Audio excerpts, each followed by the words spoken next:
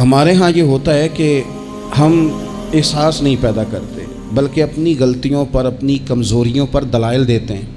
ہم یہ کہتے ہیں جناب یہ فلاں وجہ بنی تو مجھے یہ کرنا پڑا۔ میں نے ایسے نادان لوگ بھی زندگی میں دیکھے کہ ان سے قتل ہو گیا ہے، جس نے جان بوجھ کر کسی مومن کو قتل کیا اس کی سزا جہنم ہے۔ قتل ہو گیا تو ان سے سوال کیا گیا تو کہنے لگے اس نے مجھے گالی دی تھی، پھر میں کیا کرتا؟ نہیں، اپنی اتنی بڑی کوتاہی پر بھی وہ بجائے شرمسار ہونے کر، بجائے 2 قدم پیچھے ہٹنے کے، اس پر بھی لوگ دلائل دیتے ہیں۔ تو اگر کسی بندے کو کبھی اس سے کوئی ایسی غلطی سرزد ہو گئی، کوئی ایسا اس سے حقوق العباد کے مسئلے میں کمزوری اس سے واقع ہو گئی اور پھر اس کو احساس ہو گیا اور حالات اس طرح کے ہو گئے کہ اب وہ معافی بھی نہیں لے سکتا، وہ لوگ دنیا میں موجود نہیں رہے یا وہ ان پر ملاقات کرنے سے، ان سے ملنے سے قاصر ہے، کسی ایسے مقام پہ ہے اور وہ حق ادا بھی نہیں کر سکتا، لیکن اسے احساس پورا ہے، توبہ پوری کی، کوشش پوری کی، تو ایسے بندوں کی بھی اللہ قیامت کے دن صلح کرا دے گا۔ نبی کریم صلی اللہ تعالیٰ علیہ وآلہ وسلم نے ارشاد فرمایا کہ ایک بھائی صبح قیامت اپنے بھائی پر مقدمہ کرے گا، اے میرے مالک اس نے مجھے بڑا ستایا، اس نے مجھے بڑی تکلیف دی، فلاں فلاں جگہ اس نے میرے اوپر بڑی آزمائش مسلط کر دی، بڑی ساری تکلیفوں سے گزارا۔ اس سے مراد مسلمان بھائی ہے، وہ اس کا دوست ہو یا کاروباری ساتھی ہو یا سگا بھائی ہو یا کوئی بھی ہو۔ حضور فرماتے ہیں وہ مقدمہ کرے گا، یہ مسند امام محمد بن حنبل میں حدیث موجود ہے۔ عرض گزار ہوگا اے کائنات کے رب اس نے بڑی تکلیف دی، بڑا ستایا، مہربانی کی جائے مجھے اس سے بدلہ لے کے دیا جائے۔ اب بندہ جو سامنے جس پر مقدمہ دائر کیا جا رہا ہے وہ تو مرتے دم تک توبہ کرتا رہا، احساس ہو چکا تھا، ازالے کی کوشش کرتا رہا، لیکن اسے موقع ہی میسر نہیں آیا، حالات ہی ایسے نہیں تھے۔ اب اللہ کے محبوب فرماتے ہیں رب اس مقدمہ کرنے والے سے کہے گا چل اپنے بھائی کو معاف کر دے۔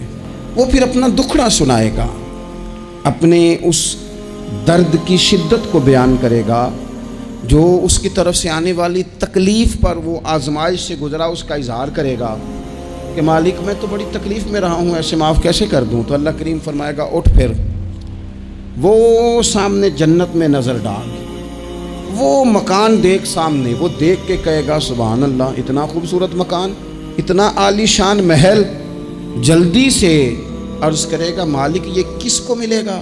تو رب فرمائے گا جو اپنے بھائی کو معاف کر دے۔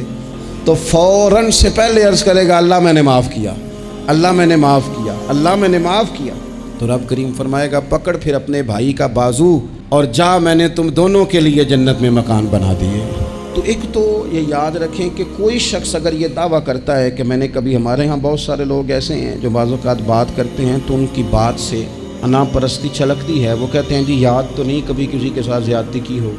میں نے کہا یہ تو آپ نے بہت بڑا ہی دعویٰ کر دیا ہے، تو بہت بڑا دعویٰ کر دیا آپ نے، ایسے تو ہوتا نہیں۔ کبھی کبھی انسان جو اس کے زیادہ قریبی لوگ ہوتے ہیں، زیادہ قریبی ساتھ رہنے والے، اسے ان کے بارے میں زیادہ حساس ہونا چاہیے۔ میں نے دیکھا ہے کہ ڈھیر سارے لوگ ہیں جن کے ذمے بڑے لوگوں سے معذرت کرنا ہے لیکن تیار ہی نہیں۔ ہمارے ہاں لوگ حکومتیں کر کے چلے گئے اور ان کے دور حکومت میں بڑے بڑے سیاہ قسم کے حالات ہوئے، لوگوں کو بڑی تکلیف ہوئی، لیکن رخصت ہونے کے بعد جب ان سے وجوہات پوچھی گئیں تو کبھی کوئی شخص ماننے کو تیار نہیں ہوا۔ کبھی کسی شخص نے یہ نہیں کہا کہ مجھ سے غلطیاں ہوئی ہیں، مجھ سے کمزوریاں رہ گئی ہیں، بلکہ کچھ لوگ مستقل بنیادوں پر بٹھائے ہوتے ہیں جو سارا دن یہ گنواتے ہیں کہ ان کی تو غلطی ہے ہی کوئی نہیں، وہ تو بڑے کامیاب ترین لوگ ہیں۔ حالانکہ جو بڑے بڑے لوگ تھے، بڑے بڑے لوگ، حضرت عمر فاروق جیسے بڑے آدمی تھے نا حضرت عمر فاروق، تو آخری وقت میں جب آپ کو زخم لگ گیا تو لوگوں نے آپ کی تعریفیں کی کہ آپ بہت بڑے ہیں، آپ نے بڑی خدمت کی، تو حضرت عمر کہنے لگے مجھے اپنی غلطیوں کا بھی احساس ہے اور تم میری تعریفیں کر رہے ہو۔ یہ جملہ دیکھیں، فرمانے لگے مجھے زیادہ اجر کی ضرورت نہیں، بس دعا کرنا میری نیکیاں اور میری غلطیاں برابر برابر ہو جائیں اور رب مجھے معاف کر دے، بس چونکہ مجھے اپنی کمزوریوں کا بھی احساس ہے۔ یہاں یہ معاملہ ہوتا ہے کہ لوگ جب غلطیاں کر رہے ہوتے ہیں، ظلم کر رہے ہوتے ہیں، زیادتی کر رہے ہوتے ہیں، تب وہ سمجھتے ہیں کہ ہمیں تو کوئی دیکھنے والا نہیں۔ میرا اللہ قرآن حکیم میں فرماتا ہے وَلَا تَحْسَبَنَّ اللَّهَ غَافِلًا عَمَّا يَعْمَلُ الظَّالِمُونَ، فرمایا ظالم جو کام کرتے ہیں ہرگز نہ سمجھنا کہ اللہ ان کے کاموں سے بے خبر ہے، وہ وقت کا انتظار کریں۔ وَلَا تَحْسَبَنَّ اللَّهَ غَافِلًا، گمان نہ کرنا، ہرگز گمان نہ کرنا کہ اللہ غافل ہے۔ یعمل الظالمون، ظالموں کے کاموں سے، جو زیادتیاں لوگ کرتے ہیں، جو ظلم و ستم لوگ کر رہے ہیں، جس نے اپنے بچے کو پیسوں کے زور پر کسی غریب کے بچے کا میرٹ پیچھے کر کے اپنے بچے کا داخلہ کرایا ہے اور مبارکیں بھی وصول کی ہیں، لوگوں کو تو نہیں پتا کہ اس نے پیسے دے کے داخل کرایا ہے، پر رب تو غافل نہیں نا اس کام سے، اللہ کو تو پتہ ہے۔ جس نے اپنے بچے کی نوکری بہت سارے لوگوں کا میرٹ پیچھے کر کے پیسے اور سفارش کے زور پر کرائی ہے، تو مالک کو تو پتہ ہے، لوگوں سے اس نے مٹھائیاں وصول کر لیں، تختیاں بھی لگوا لیں، شور بھی ہو گیا، لیکن اللہ تو جانتا ہے۔ وَلَا تَحْسَبَنَّ اللَّهَ غَافِلًا عَمَّا يَعْمَلُ الظَّالِمُونَ، لوگ غافل ہو سکتے ہیں، رب غافل نہیں ہے۔ گمان بھی نہ کرنا، جس بندے نے اپنا مقدمہ وکیلوں کی فیسوں کے زور پر جیت لیا ہے اور غریب کچہری سے نکلتے وقت کہہ رہا تھا کہ غریبوں کو انصاف نہیں ملا کرتا، تو چلو اخبار میں تو خبر تیری فتح کی آ گئی، پر رب تو غافل نہیں ہے نا۔ ایک عدالت قیامت کے میدان میں بھی تو لگے گی نا، وہاں بھی تو ڈھیر سارے انصاف ہونے ہیں نا۔ جس شخص نے کسی کی زمین پر قبضہ کر لیا ہے اور سامنے والا مجبور تھا، تنگ دست تھا، کمزور تھا، وہ اتنے نہیں رکھتا تھا کہ وہ بندوقیں اور پسٹل اور گنڈے اور بھتہ خور بندے لے کے آئے اور اپنا قبضہ چھڑوا لے، تو انہیں لے لیا، ہو گئی بات، لوگوں کو تو نہیں پتا، پر رب تو غافل نہیں ہے نا۔ میرے رسول پاک صلی اللہ علیہ وسلم نے فرمایا، جس نے کسی کی زمین پر ایک بالشت قبضہ کیا، قیامت کے دن اللہ تعالیٰ ساتوں زمینوں کا توق بنا کے اس کے گلے میں ڈال دے گا، اس کی گردن ٹوٹے گی، جھکے گی، وہ کہے گا مالک یہ تکلیف تو فرمایا دنیا میں تجھے شوق پڑا تھا نا زمینوں پر قبضے کا، تو رکھنا ساری ہی اپنے پاس، کرنا کنٹرول۔ لڑ لڑ کے تھک گئے، حالات خراب ہو گئے، بہنوں کے حصے کھا گئے، پڑوسی اگر مجبور تھا تو بیچنا چاہ رہا تھا تو اس پر سٹے لے کے آ گئے کہ یہ کسی اور کو بیچ نہ سکے، دے تو مجھے ہی دے۔ قانون کو کٹ پتلی بنا کر اپنے ہاتھوں میں کھلواڑ کیا، مستقل بنیادوں پر پکے پکے قانونی مشیر رکھ لیے، سمجھا کہ دنیا کو تو پتہ نہیں چل رہا۔ وَلَا تَحْسَبَنَّ اللَّهَ غَافِلًا عَمَّا يَعْمَلُ الظَّالِمُونَ، رب تو ظالموں کے کاموں سے بے خبر نہیں ہے، اللہ تو بے خبر نہیں۔ بڑا کچھ لوگوں نے کیا، بڑا کچھ کیا، بڑی بڑی زیادتیاں پس پردہ کی، بڑے بڑے حقوق پہ ڈاکے ڈالے، بڑا کچھ ہی ہوا، لیکن پھر آرام کی نیند سو گئے۔ انہوں نے سوچا کوئی سوال جواب نہیں، کوئی بات نہیں، کوئی پوچھنے والا نہیں، تو مٹی دیں تے مٹی رہنا ہی، ایمی کادی بلے بلے، آج مٹی دے اتے بندے آتے، کل مٹی دے تھلے۔ بعض لوگوں کو بات کرنے کا سلیقہ زیادہ آتا ہے، پنچایت میں جیت جاتے ہیں۔ بعض لوگ وکیل مہنگا لے لیتے ہیں، ویسے وکیل مہنگا ہوتا کیوں ہے؟ وکیل کے مہنگا سستا ہونے کی وجہ کیا ہے؟ قانون آئین تو ایک جیسا ہے نا، دلائل تو قانون کے اندر ہی دینے ہیں، کتابیں سب نے ایک جیسی پڑھی ہیں، ڈگری بھی سب کے پاس ایک ہی ہے، ایک ہی ملک ہی ہے، تو یہ مہنگے سستے کا کیا مطلب ہے؟ وکلاء کے زور پر مقدمے جیتے جاتے ہیں، وکلاء کے زور پر۔ اور اگر خبریں ایسی بھی ہوں کہ بعض عدالتیں بھی پریشر قبول کرتی ہیں، بعض ادارے بھی پریشر قبول کرتے ہیں، پھر ملک نہیں بنا کرتے، پھر صرف کشتیاں لڑی جاتی ہیں، صبح سے شام تک کشتی لڑو اور شام کو کہنا کہ نہیں رزلٹ ٹھیک نہیں آیا، جو ریفری تھا، جو امپائر کھڑا کیا تھا، اس نے کہا نہیں یہ کھیل دوبارہ ہوگا، سویرے پھر شروع کر دو، ٹھیک ہے۔ باہر جو لوگ ہیں بیچارے وہ اپنی جگہ پہ ہیں تو ہیں، ختم ہو گئی بات۔ آپ دیکھ لیں ہمارے ملک میں جتنے بھی سنجیدہ فکر لوگ ہیں وہ زیادہ پریس کانفرنسز نہیں کرتے، وہ زیادہ شور شرابہ نہیں کرتے، کچھ پکے لوگ رکھے ہوئے ہیں جن کی ڈیوٹی چرب زبانی ہے، جن کی ذمہ داری ہر وقت آنکھ کو بھڑکا کے رکھنا، جن کے ذمہ یہ کام لگایا جاتا ہے، سوائے اس کے انہیں کچھ بھی نہیں آتا، صرف اتنا ہی جانتے ہیں کہ ہم نے سامنے والے کی پگڑی کو کیسے اچھالنا ہے۔ تو کبھی بھی کسی موقع پر بھی کسی کی ایک پائی بھی ظلمن کبھی بھی اپنے قبضے میں نہ لیں۔ یاد رکھنا رزق زیادہ ضروری نہیں ہوتا، رزق برکت والا ضروری ہوتا ہے، تھوڑا ہو لیکن اس میں برکت ہو۔ کثرت سے کام نہیں چلتا، برکت سے کام چلتا ہے۔ بہت پیسے ہوں لیکن ان میں برکت ہی کوئی نہ ہو، آتے بھی جا رہے ہیں اور جاتے بھی جا رہے ہیں، کوئی سمجھ نہیں آ رہی۔ تو ظلم اور زیادتی اور جبر، ہمارے ہاں یہ دور بدل گیا، میڈیا لوگوں کی جیب میں آ گیا، آسانی ہو گئی، سیٹلائٹ کا سسٹم آ گیا، دور دراز کونوں میں لوگ اپنی بات لوگوں تک پہنچانے کا ذریعہ حاصل کر سکے، ساری آسانیاں ہو گئیں، ہر چیز لوگوں کو میسر آ گئی، تیزی ہو گئی، لیکن سچ پھر بھی نہیں عام ہو سکا۔ حقیقت پسندی کے دعوے لوگوں نے پھر بھی نہیں کیے. اگر کوئی چیز عام ہوئی بھی تو وہی جھوٹ، وہی بددیانتی، وہی ظلم و ستم. آپ دیکھ لیں کوئی ایک کیس بھی کبھی آتا ہے میدان میں، ایک کیس بھی، اور 4 دن اپنی فیس بک کی بات بڑھانے کے لیے اس پر شور بھی کیا جاتا ہے، پھر وہ دب جاتا ہے، پھر اس کے بعد وہ قصہ پارینہ ہو جاتا ہے. جب ظلم حد سے بڑھ جاتا ہے پھر انسان کا اپنا وجود بھی اس کے لیے باعث عار بن جاتا ہے. ابن حجر کہتے ہیں کہ ایک شخص کو میں نے ایک مقام پہ دیکھا، وہ میرے علاقے کا تگڑا بندہ تھا، سیاںا بندہ تھا، مالدار تھا، کیا کہتے ہیں پنجابی میں ڈنڈی پٹی بڑی قائم تھی، بڑا اس کا دبدبا تنتنا تھا. لیکن میں نے اسے طبیب کی دکان پر لیٹے ہوئے دیکھا تو اس کے وجود سے پیپ نکلتی تھی. میں نے اسے کہا یار تیرے نام سے تو لوگ خوف زدہ رہتے تھے، تیرا نام لے کے تو لوگ بچوں کو ڈرایا کرتے تھے، تیرے سے انسلاک رکھنے والے تو بازاروں میں گردنیں اونچی کر کے چلتے، تجھے کیا ہوا؟ تو کہنے لگا بس جب خدا کا حکم آیا، جب اللہ کی حکمت کا غلبہ ہوا، جب تک اس نے ڈھیل دی تو دی، لیکن جب وہ پکڑنے پہ آیا تو پھر حال یہ ہوا کہ ایک غریب مچھیرا مچھلیاں پکڑنے کے لیے دریا میں سارا دن بیٹھا رہا، اسے مچھلی نہ ملی. شام کو رو ہی پڑا کہ مالک میرے تو بچوں کے پاس کھانے کو بھی کوئی شے نہیں. تو ایک مچھلی شام کو بڑی محنت کے بعد ایک بڑی مچھلی اس کے ہاتھ لگی. ان دنوں نہ مچھلیاں ملتی تھی نہ گوشت ملتا تھا. وہ بیچارہ ایک مچھلی لے کے جا رہا تھا اپنے گھر کی جانب، تو سامنے اسے میں آ گیا. جو طریقہ ہوتا ہے، کدھر لے کے جا رہے ہو، کہاں سے لی ہے؟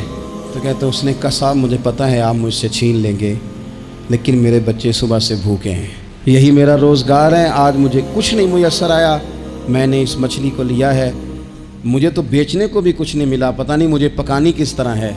تو یہ ایک مچھلی میرے بچوں کی خوراک بنے گی، کل لوٹ لینا، پرسوں لوٹ لینا، تمہارا تو کام ہی لوٹنا ہے، چلو کچھ دن کے لیے ہاتھ روک لو.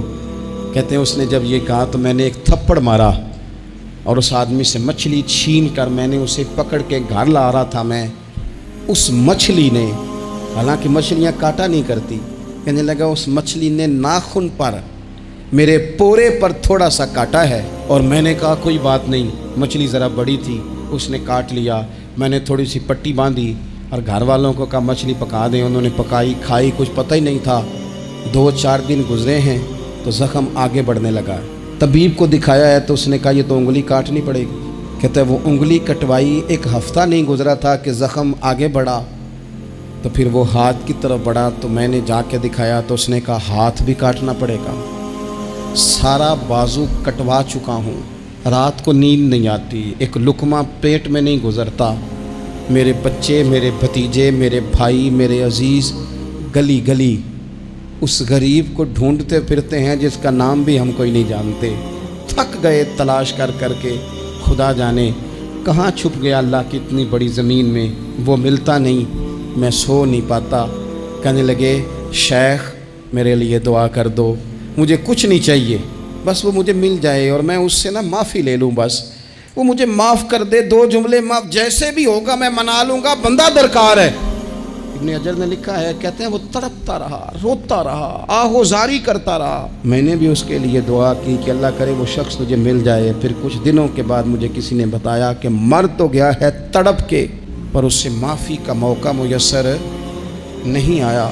دوستو زندگی میں کچھ کام ایسے ہم کرتے ہیں، وہ راز گرچہ ہمارے سینوں میں دفن ہوتے ہیں، لیکن کہیں ظلمن زیادتی کے ساتھ ہم نے 4 پیسے بھی کسی کے ہڑپ کیے. کام محنت کرنی نہیں، جی چرانا ہے، کوشش کرنی نہیں، جی چرانا ہے. ملا رومی رحمۃ اللہ تعالیٰ علیہ نے لکھا ہے جو آدمی ظلمن چیزیں کھانے کا عادی ہو جاتا ہے اس کے منہ کو وہ بدبودار ذائقہ لگ جاتا ہے. وہ خدا سے معافی مانگے کہ یہ کیا میرے منہ کو گند لگ گیا ہے کہ ہمیشہ ناجائز کی ہی لذت آنے لگی، حرام کی لذت آنے لگی، اسے پھر وہ حلال کا ذائقہ ہی نصیب نہیں ہوتا. اپنی زندگی میں جائز پیسہ، رزق حلال، طیب طاہر، صاف ستھرا، کبھی ظلم نہ کریں، کبھی زیادتی نہ کریں. کبھی حضرت سعد بن ابی وقاص رضی اللہ تعالیٰ عنہ کچھ بانٹ رہے تھے تو ایک شخص نے آ کے کہا، یہ بخاری میں آپ کو ملے گا، اس نے آپ پر 3 الزام لگائے. کہنے لگا ایک تو آپ جہاد پہ نہیں جاتے حالانکہ بڑے مجاہد تھے، دوسرا آپ بانٹنے میں احتیاط نہیں کرتے، تیسرا جناب آپ غریبوں کو ترجیح نہیں دیتے. 3 الزام اس طرح کے اس نے آپ پہ لگائے، ناانصافی کا، معاذ اللہ، جنگ پہ نہ جانے کا. اب حضرت سعد بن ابی وقاص کو بڑی تکلیف ہوئی. बद दुआओं से बचना चाहिए। हुजूर ने नाम लेके कहा मजलूम की बद दुआ से बचना। दुकानदार कपड़े देख के अहमियत देता है, कपड़े देख के। अगर दुकान पे चढ़ने वाला महंगे कपड़े पहन के चढ़ा है तो उठ के खड़े होके माल दिखाता है। अगर कपड़े फटे पुराने हैं और खातून ने जो गोद में बच्चा उठाया वो भी गरीब है तो कहता चल चल, उन्हें खरीदना कुछ है नहीं। यहाँ से जुल्म शुरू होता है, यहाँ से। बंदा देख कर लोग उसके साथ रवैया इख्तियार करते हैं। बंदा देख कर, मेरी गुर्बत ने किया मुझको जमाने में बदनाम, तेरी दौलत ने तेरे ऐब छुपा रखे। हुजूर फरमाने लगे मजलूम की बद्दुआ से बचना। जब वो अपने हाथ उठाता है ना रब की बारगाह में, तो फिर आसमान को भी हुक्म होता है तू दरमियान में हट जा, कोई शय ना आए इसे सीधा अल्लाह की बारगाह में पहुंचने। हट जाती है हर चीज। मजलूम की बद्दुआ से बचो। हजरत साद इज्जतदार आदमी थे। लोग इज्जतदारों पर भी जुल्म करने से बाज नहीं आते। हुजूर के गुलाम थे, नबी पाक के सच्चे सुच्चे सहाबी थे। उसने झट से मुंह खोला, इल्ज़ाम लगा दिया। सोचा समझा ही नहीं कि मैं उस शख्स के बारे में बात कर रहा हूँ जिसकी सुबह और शाम में हुजूर के साथ वफा करते गुजर गई। बुखारी में मौजूद है। जुल्मन बात की, जुल्मन कहने लगा ना जिहाद पे जाते हो, ना माले गनीमत इंसाफ से बांटते हो, ना अदल करते हो। इल्ज़ामात लगाता। हजरत साद चुप कर गए। कई दफ़ा नफीस आदमी वो उसको तकलीफ़ होती है वजाहत देते भी कि मैं वजाहत दूँ। अब यकीन करें वजाहत देते भी तकलीफ़ होती है। हजरत साद बिन अबी वक़ास खामोश हो गए, चुप कर गए। लेकिन उस वक़्त से डरना चाहिए जब कोई अपना मुकदमा रब की बारगाह में पेश करे, रात को अल्लाह के हुजूर शिकायत करे। हजरत साद बिन अबी वक़ास ने 3 दुआएं की उसके लिए। दुआए ज़रर, बद्दुआएं दी 3। कौन सी? कहा ए अल्लाह इसकी उम्र लंबी कर दे, ए अल्लाह इसका फ़क्र बढ़ा दे। तीसरा कहा अल्लाह इसे फितनों में मुब्तला कर, उसने मुझे अज़ियत दी, तकलीफ दी, मैंने तो सारी जिंदगी वफादारी में गुजारी और ये मुझे क्या कह गया जाते हुए। एक ताबी बुजुर्ग है, वो फरमाते हैं, बुखारी में मौजूद है। ताबी बुजुर्ग फरमाते मैंने उस बूढ़े को देखा, इतनी उम्र लंबी हो गई थी कि भवें झुक गई थी और हाल ये था कि मांगता फिरता था। एक दफ़ा रोटी खाता तो भूख ख़त्म ना होती, फिर मांगना शुरू कर देता। फ़क्र लंबा हो गया। और फरमाते फितने का ये हाल था कि ना अब ख्वाहिश थी ना उसके वजूद में इतनी ताकत थी, लेकिन राह से गुज़रते माज़अल्लाह सुम्मा माज़अल्लाह किसी खातून को छेड़ देता तो उसे जूते पड़ते, उसे तकलीफ़ होती। तो जब लोग उसे पूछते ये तू क्या करता है, तो कहता ये हज़रत साद बिन अबी वक़ास की दुआ है जो मेरा पीछा करती। ये मैंने उन पर जुल्म किया, ज़्यादती की, इल्ज़ामात लगाए, दिल तोड़ा, ये दुआ है जो मुझे जीने नहीं देती। खुदारा अपने लहजों पर, अपने अंदाज़ पर थोड़ी तवज्जो दें। हम मतलब वो जब हमें पता होता है ना कि ये सामने वाला कमज़ोर है, 2 बातें सुन ली हैं तो फिर हम 100 सुनाते हैं, फिर हम कई 100 सुनाते हैं, फिर तो माँ बदौलत बाज आने को तैयार नहीं होते। कभी भी किसी पर जुल्म ना करें, ज़्यादती का मिजाज ना बनाएं, तकलीफ़ ना दें। हमारा वजूद, हमारा लहजा, हमारा उठना बैठना कभी किसी के लिए बोझ का बाइस ना बने। ठीक है, बाज़ लोगों के शर से डरते हैं, बाज़ लोगों की ज़िद से डरते हैं, बाज़ लोग रट्टा बड़ा डालते हैं तो रट्टे से डरते हैं, खामोशी से निकल जाते हैं। तो इसका मतलब ये नहीं होता। वो हुजूर ने फरमाया मोमिन नरम दिल होता है, सामने वाला समझ लेता है शायद बुज़दिल है, इसको पता ही कोई नहीं, वो तो नरम दिल है। याद रखना कुछ बदले सुबह क़यामत।